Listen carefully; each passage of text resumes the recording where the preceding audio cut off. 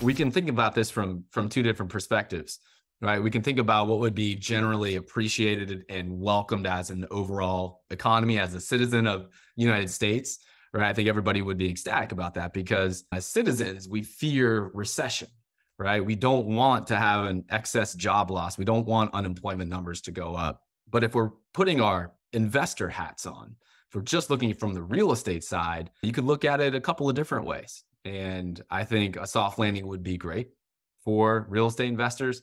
I actually think a recession would be great for real estate investors as well. What do you mean by that, GC? I want to make sure I kind of qualify this by saying that I'm not rooting for pain in the economy. I think there are a lot of terrible things that come when people lose their job. And so I don't want to come off as I'm insensitive to that. But if I'm just looking at the dollars and cents of how real estate will perform, real estate performs quite well in recessions.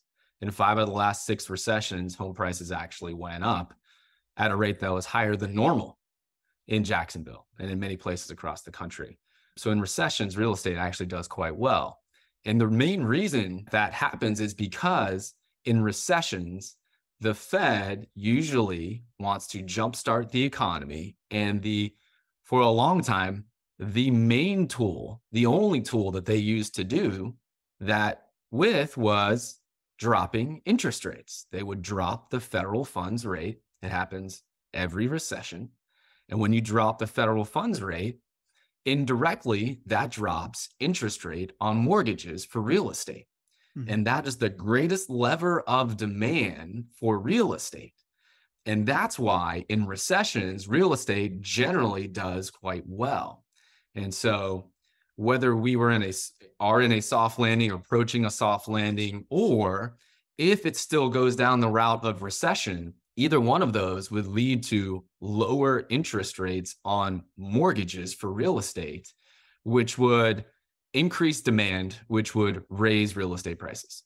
Got it. As investors in this asset class, we are cheering for lower interest rates in the future, which will drive up demand for housing with a constant supply that is undersupplied already. So our investments and our assets are all going to do well. Honestly, I don't really cheer. The best thing about this asset class for me is I think we're positioned to win no matter what happens, right?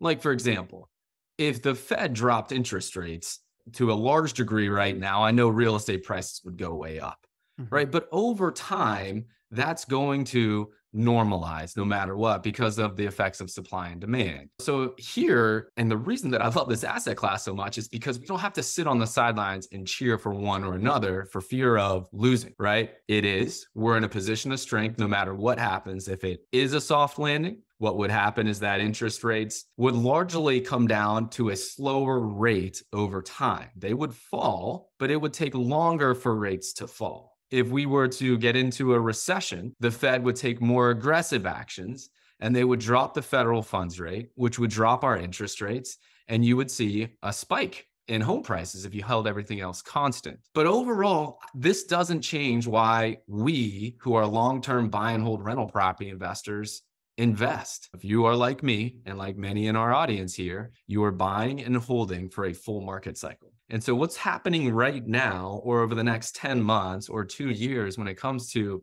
soft landing, recession, whatnot, doesn't change the outlook. The outlook is that over time, over the next 10 to 20 years, on average, you're going to receive, call it about 4.5% home price appreciation. And it's just a matter of how we get there. Would we have higher home price increases now, and then would they smooth out over time? Or would we have less home price increases now, but it would raise at a faster rate later on? That's really the only question when it comes to soft landing, recession, interest rate for me.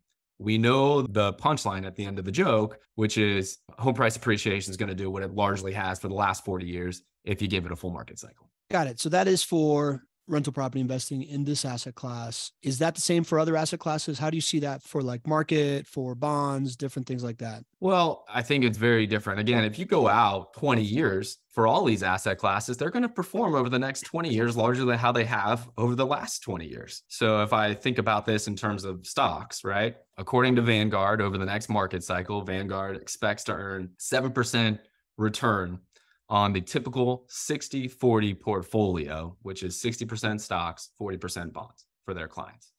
And that's based off what's happened over the last market cycles and what they would expect to happen over the next one. So if you go out long enough, none of this stuff that happens on a daily basis or on a monthly basis really affects the long-term outlook. However, a stock investment or a 60-40 portfolio investment in the stock market is not the same as what an investment in single-family rental properties is long-term. Single-family rental properties has higher expected returns and higher consistency, less volatility. But there's a place for both. So nothing really changes long-term. In the short run, though, in the stock market, when you go into a recession, the stock market does not do well, right? If you look at the performance of the S&P 500 as you've gone into recessions over the years, that it does not perform well. The best the S&P 500 has done in a recession is a 20% loss. So you have a lot more volatility in the short run. You have a lot more potential downside risk to going into a recession if you're in the stock market. For bonds, on the other hand, again, long-term, nothing's really going to change. You're going to earn, call it,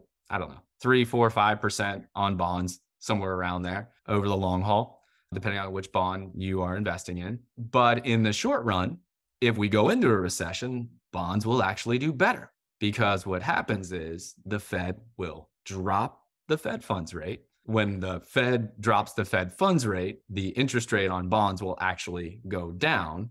And it depends, I guess, which angle you're looking at it.